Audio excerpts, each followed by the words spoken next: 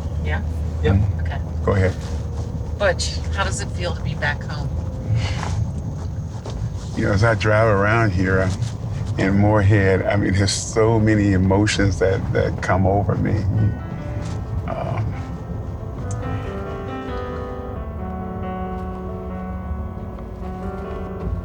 It is so powerful. You just don't understand. I'm actually sitting in a car that I could not have gotten in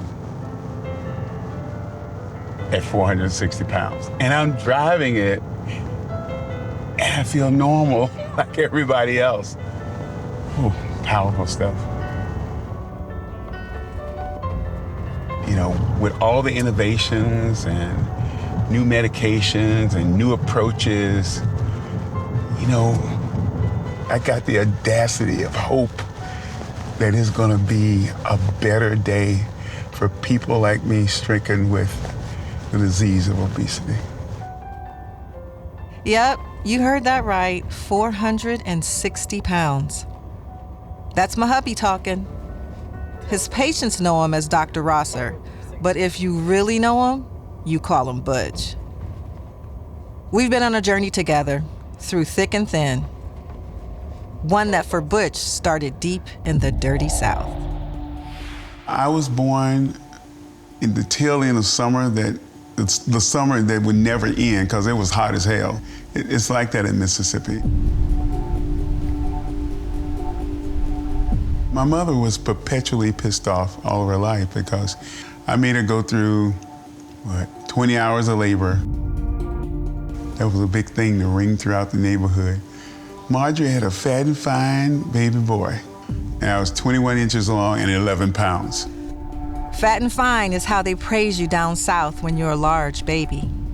But it wasn't always easy being big. As a young boy, Butch was always oversized, no question. I mean, when I tell you that Butch was big, he was big. He really was. Oh, yeah. I think he ate up everything he could get his hand on. That's one thing he liked to do as a child. He didn't miss meals, and he didn't miss a class. Oh, they definitely love Butch down there. So much affection. But even well-intentioned love can hurt. I never bothered to talk about his weight because he was my best of friends. But kids are always kids, and they don't change really. And they may not say it to your face, but they say it. I had these pudgy cheeks, and everybody would love to pinch them. They started using the C word. The C word stood for chubby. That was the first time where I kind of knew that my body was different. He knew how to cover for his insecurities. He would laugh it off and go head on, you know, but deep down inside, you could tell it hurt. Around first grade, I could actually get into some of my dad's shirts. Then 8th grade, I was sure enough taking his clothes. Oh, 8th grade, I'm 2-something. Then the summer that I was 15, and I got on the scale, and I was like 305. Yes, 6'2", 305. Go ahead. Yeah, Butch was a big guy long before we met and fell in love. See that? That's me, Dana. But don't get it twisted. He was hardly alone. Obesity is so prevalent that people don't recognize it anymore. 40% of the adult population of the United States qualifies as having obesity. The vast majority of people are people who are all around us, people you see all the time. Butch represents many thousands, hundreds of thousands of people in our country today. The public still doesn't really recognize that obesity is a disease. There is something physical pushing back against people's effort to lose weight. Oh man, this brings back memories. See, here was the practice field. I was 6'4" and benched 500 pounds and ran a 4.85 on AstroTurf and dunked a basketball. Wow. I've never seen this. You know, this is my first time. I know. Big was in if you're playing sports.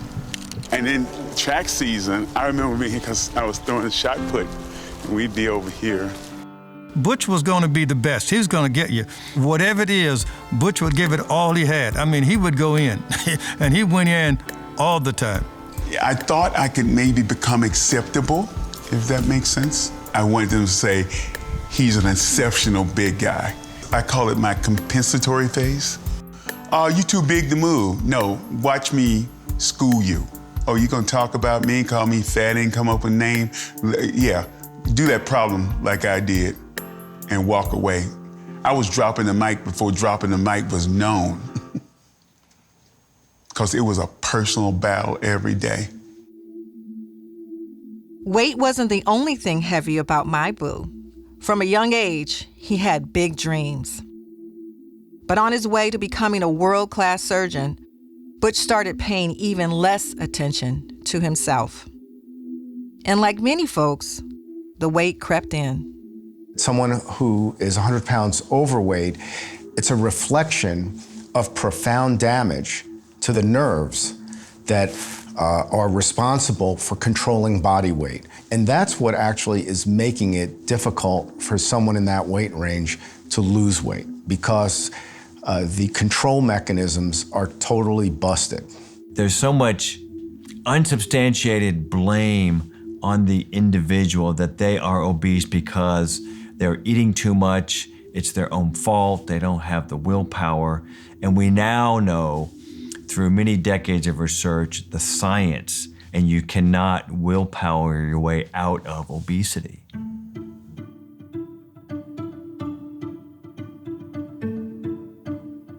It's like, I call it a obesity ninja. It creeps up on you insidiously. Because it's hard to tell 10 pounds a year if you're already 6'4", 300 pounds. And that's what happened to me. My clothes got getting bigger. I tried everything, and I mean everything. And nothing was working. In a way, I was highly functional, but running from that dark cloud of depression. 450 pounds.